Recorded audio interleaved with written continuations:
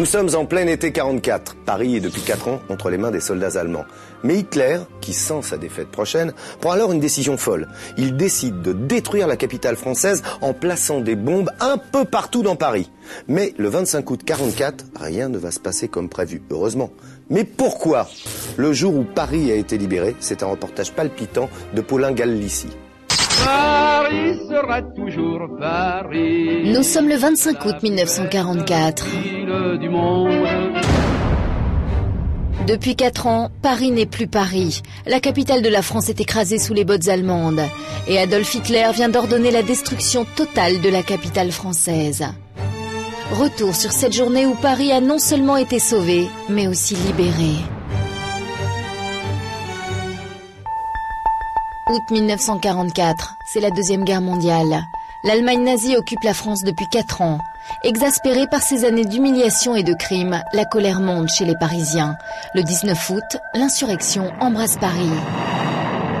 Seulement voilà, ces résistants n'ont que des armes légères à opposer aux chars ennemis, et ils ne peuvent espérer tenir tête très longtemps aux forces d'occupation allemandes.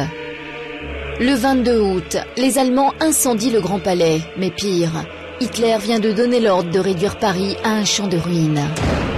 Il sait que Paris risque d'être libéré et il ne veut rien laisser aux mains des Alliés.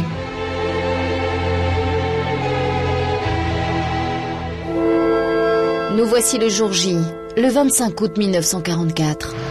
Il est 8h du matin rue de Rivoli dans un des plus beaux palaces parisiens, l'hôtel Meurice.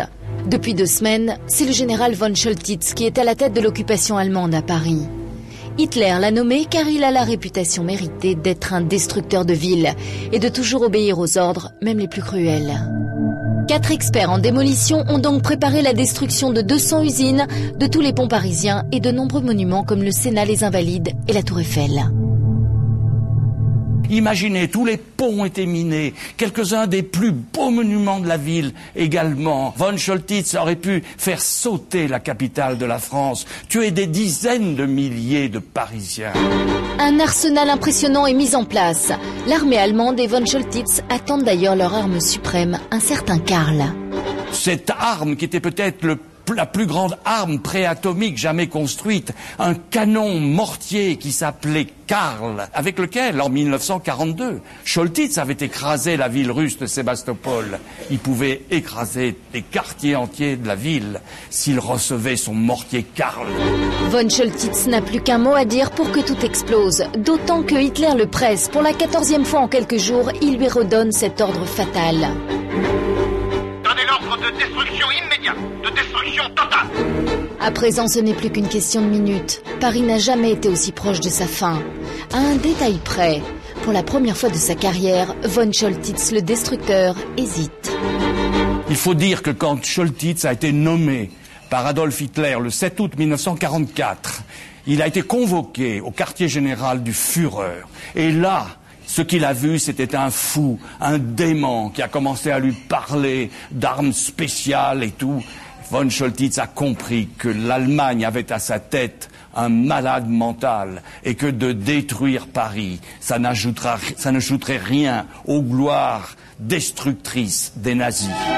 Et puis von Choltitz n'est pas insensible à la beauté de Paris, ni au charme des Parisiennes. Je me souviens d'avoir interrogé le général von Choltitz, qui m'a raconté qu'un jour il était sur le balcon de son quartier général, l'hôtel Meurice, et qu'il m'a dit qu'il a vu passer une jeune Parisienne dans une jupe rose, pédalant sur son vélo, et qu'il a dit à son chef d'état-major « Ah, qu'elles sont belles, ces Parisiennes !» Peut-être que cela a influencé sa décision finale d'épargner la ville.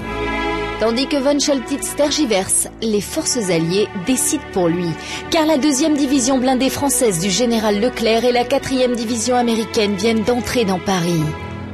Le 25 août 1944, le jour de la libération de Paris, est peut-être le jour le plus extraordinaire dans toute l'histoire de l'humanité. Imaginez 4 millions de Parisiens qui accueillent 25 000 soldats de la 2e division du général Leclerc, alors que 20 000 soldats allemands sont encore retranchés dans quelques-uns des plus beaux monuments. Et ce jour de la libération de Paris a été vraiment un cocktail d'émotions, de tragédie, de joie, de bonheur, mais aussi de tristesse.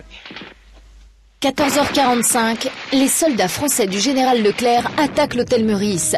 Choltitz se rend sans aucune difficulté.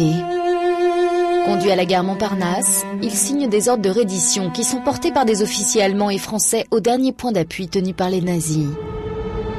Au même moment, dans son bunker de Prusse orientale, Hitler hurle à son chef d'état-major. Paris brûle-t-il ? Foudrage, il apprendra que Paris lui a échappé, intact. À 16h, De Gaulle arrive. Paris enfin libérée et redevenue française.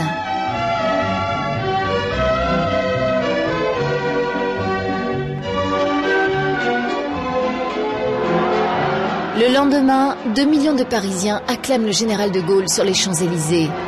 Paris est enfin redevenu Paris.